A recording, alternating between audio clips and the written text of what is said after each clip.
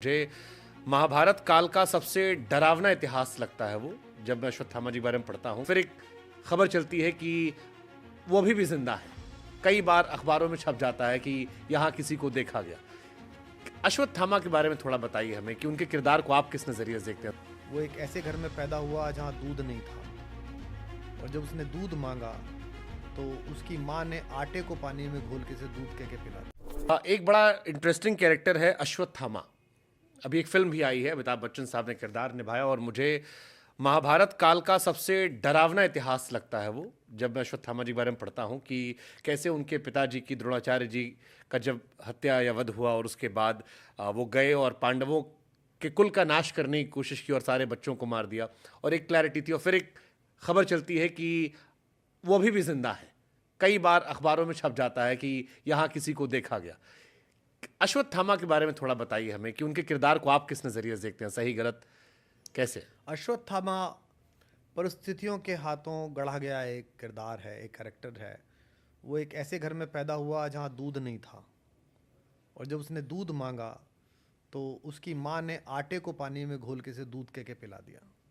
यहाँ पहली बार प्रतिभा संपन्न आचार्य का जो आत्मबल था वो डगमगाया, उनकी तटस्थ चेतना डगमगाई, और पहली बार वो किसी के द्वार पर गए।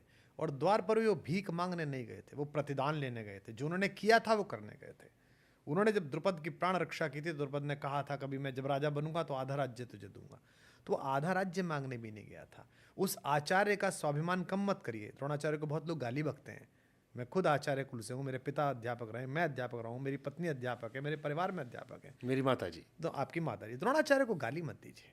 उसका आत्मल देखिए, वो पढ़ा रहा था, पैसे, घर में रोटी नहीं थी, जैसे कि होता है अच्छे आचार्य के पास होती नहीं, अच्छे अध्यापक के पास होती नहीं है। उसका कोई कोचिंग सेंटर तो था नहीं वहाँ पर दिल्ली में, बेचारा पढ़ा रहा था बच्चों को पैसे। जब उसने देखा कि घर में इतना भी पैसा नहीं है कि आटा घोल के पिलाया जा रहा है, तो उसे दोस्त की याद आई। तो ऐसे समय में आती है, वो गया, उसने कहा एक गाय दे दे बस, ताकि मैं अपने बच्चे को गाय दो के दूध पिला सकूं। क्या गलत मांगा था जी उसने उस राजा से? राजा इतना अहंकारी था कि मजाक उड़ाने लगा। तो उसने कहा तुझे याद है कि तूने मुझसे कहा था आधा राज्य दूंगा? तो उसने कहा देखो ये आए आधा राज्य मांगने, ये ब्राह्मण एक तीर टांग के आधा राज्य। और उसने क्या सबक सिखाया। खुद नहीं जीता उसका पूरा राज्य, चेलों से जितवाया। फिर वो निकला, और फिर जाके उसने हिंदुस्तान के सबसे बड़े राजवंश को कहा कि मैं अपनी सेवा देना चाहता हूँ। वो तो जानते ही थे पिता में भीष्म की कौन है, तो अद्भुत किस्म का धनुर्धर है। तो उन्होंने कहा ठीक है। यहां अश्वत्थामा की अपब्रिंगिंग प्रारंभ हुई। सोचिए, फिल्म है, ये पूरी कहानी है। एक ऐसा बच्चा जो इतनी गरीबी में है कि आटे का दूध पिलाया जा रहा है, और एक ऐसा बच्चा जो अचानक एकदम राष्ट्रपति भवन, प्रधानमंत्री आवास पहुंच गया, और ये चल रहा है, एनएसजी कमांडो चल रहा है, सब कुछ। चूंकि प्रतिभाशाली था, आचार्य का लड़का था, तो गुरुजी का लड़का, इसलिए आदर पा रहा था। एक उसके आश्रम में अब सब बड़े बड़े लोग आ रहे थे, इसलिए आदर पा रहा था। दूसरा, रिलेशनशिप भी बहुत अच्छा, सब कुछ बैठ गया था, इसलिए आदर पा रहा था अश्वत्थामा। यहां उसने खुद को करते हुए देखा। जीवन एकदम सही पटरी पे चल रहा था कि अचानक एक ऐसा शिष्य प्रकट हुआ जिससे पिताजी बेटे से भी ज्यादा प्यार करने लगे। अर्जुन। अर्जुन, सोचिए, अब लाइफ ठीक चली थी, अच्छा खासा हुआ था, फिर अर्जुन, अब दुश्मन का दुश्मन दोस्त। दुर्योधन को लगा ये मामला ठीक है गुरु, इस लड़के के मन में घृणा भरो। उसने उस लड़के के मन में घृणा भरी, अर्जुन के खिलाफ भी भरी और पिता के खिलाफ भी भरी।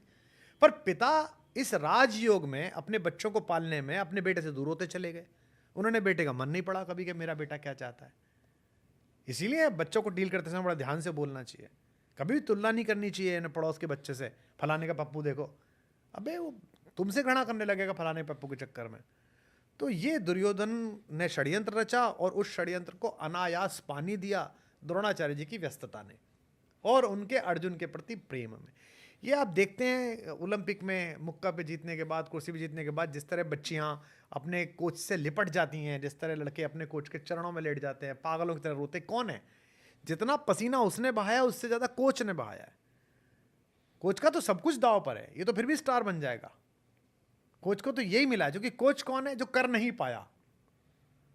वो अपने आप को देख रहा है इसमें कि मैं तो नहीं फेंक पाया था, इससे करवा दूंगा मैं। गुरु आचार्य नहीं बन पाए थे सचिन तेंदुलकर, पर गुरु आचार्य करने का यार मैं इससे करवा दूंगा। तो उन्होंने विनोद कांबली तैयार करा, सचिन तैयार करा। विनोद कांबली थोड़े नॉन सीरियस हो गए, सचिन सीरियस रहे, नाम हुआ। अब आप क्यों जान रहे हैं गुरु आचार्य का नाम मैंने क्यों लिया?